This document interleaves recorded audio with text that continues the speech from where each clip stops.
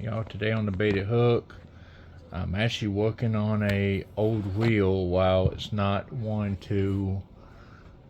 The weather's just it's snowing. Half the lakes I have a thin layer of ice. It don't get wheel thick in Georgia like it does up north, so you can't really ice fish like you want.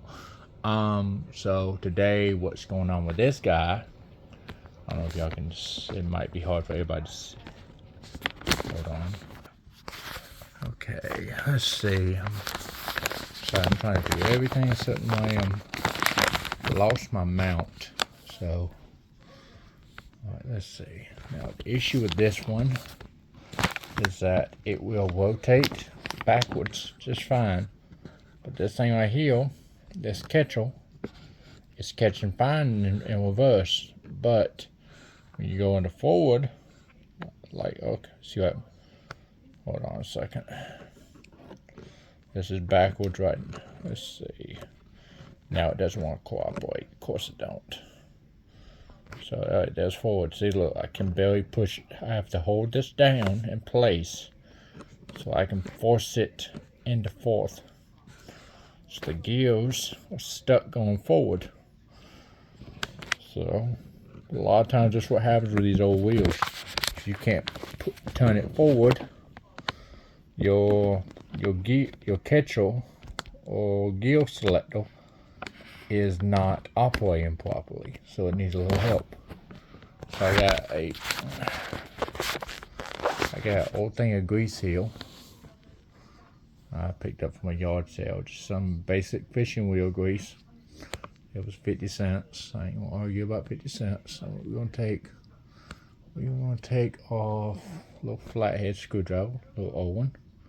That's all it is. That's giving you an idea. Well, we're close to Griffin, just FYI. So if you're in the area, we will be fishing again. Once it starts to warm up a little bit. It's being very retarded right now. So what we're gonna do, we're gonna take this and we're gonna put a little bit of grease down here on the bottom, if we can, if it wants to work for me. Put a little bit down now. Then we're gonna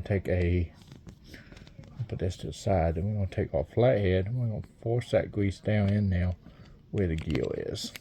What that's gonna do, I'm hoping, is gonna help those pieces come to life. I'm gonna clean this up a little bit too. We're gonna get all this baked up grease off of it, so it's easiest for the wheel to recognize it's been fine.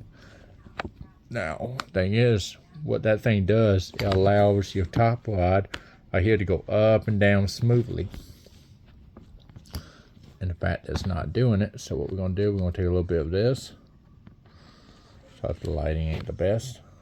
Let's see, we're gonna try to see. We're gonna take a little bit of this. We're gonna force it down in there too. On top of that. Put that over there. Get out of the way, I'm way on the bed. My desk is covered up with shit right now. Sorry for the cussing. So what we're gonna do, we're gonna just like we're doing, we're just coasting up the rod. That's all we're doing. We're trying to grease the rod up. That's all we're trying to do. Because see, this rod is in charge of going up and down, up and down. What happens a lot is that those bearings inside the rod will lock up over time. They won't get used that much. So now we're gonna force this rod up and down in the proper manner, which I'm hoping. Alright, so this should be catching. Alright, so this is, yep, there it is right there. It just started to catch. But it is feeling better now. Let's see. Now, oh, there it is right there. Look, it's already catching. It doesn't want to release. That's all it is. It doesn't want to release. That's the only thing is, it does not want to release. This ain't the 8040. I got some in the garage, but I'm trying to work with this right now. Trying to keep it to the grease mode. I ain't trying to put the 8040 on it right now, because I'm trying to just pack it up with some grease, because it does not want to move properly. It's probably too much grease. It's probably what's going on. Alright, so what we're going to do, we're going to work this backwards to put that bar in reverse, so that rod comes out. Like what we're gonna do, see, look, y'all see that wad way down in this little Bonds wad. Take this and we're gonna go right there, right on top of that wad. We're gonna put that right on the back end of that wad. Cause there is a balancer or a brace behind this flywheel, and it holds that wad down. That's all it does. And a lot of times that brace is actually a culprit too. Sometimes the brace won't release properly. So now we're going to work that grease back and forth. Work it back and forth. Alright, so anyway. Hope everybody's having a good, happy new year. Well, that's good. That's starting to look real nice. It's starting to act proper now. It's starting to be more of a wheel now. Not so much of a headache. Oh, let's see. Look what's happening. Look.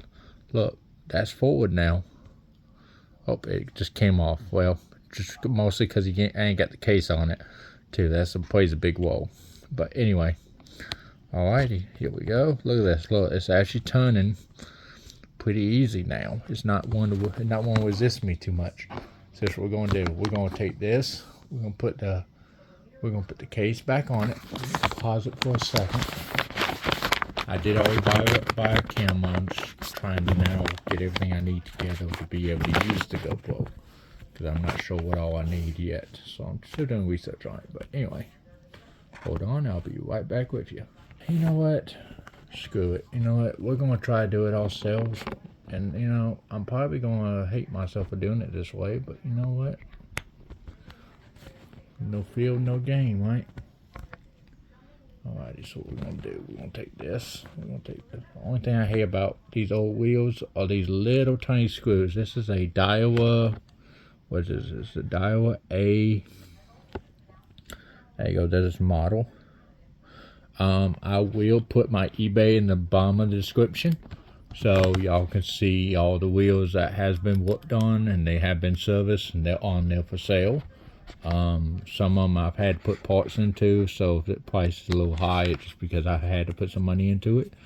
But you know, y'all are warmly welcome to send me a offer, and well, y'all can text me and just say this is a subscribable. I'd like to have the wheel, blah blah blah, and then we can go from there. That seems fair to y'all. Anyway, this is what I do on hot side times. When I am not fishing, I will be working on these old wheels. I like working on them. They're built better than these new ones are made at Walmart. You know, once they break, they're pretty much shot. You know, the old ones last a lot longer. A lot of my riding wheels are actually older ones. I got one new one, and when you know it locked up a week ago after about 20 fishing trips. And it was a what was it? It was a Abu Garcia. Forgot what they called it. It's the Baitcaster model of it. I think it's a Black Mats or something like that. I think it's Abu. I don't remember. It's sold by Walmart. It's like a $60 Baitcaster. Anyway. Alright, so this is what we're going to do. We got the handle. Check. Alright, the screws are in place. I'm right-handed, so this is what we're going to do. We're going to take this. We're going to crank the thing into place. Once it sticks in. Oh, it's squeaking now. That's nice. And look, still can't move it. Look, you know, we can move it backwards just fine. But it will not move forward for some reason. It won't.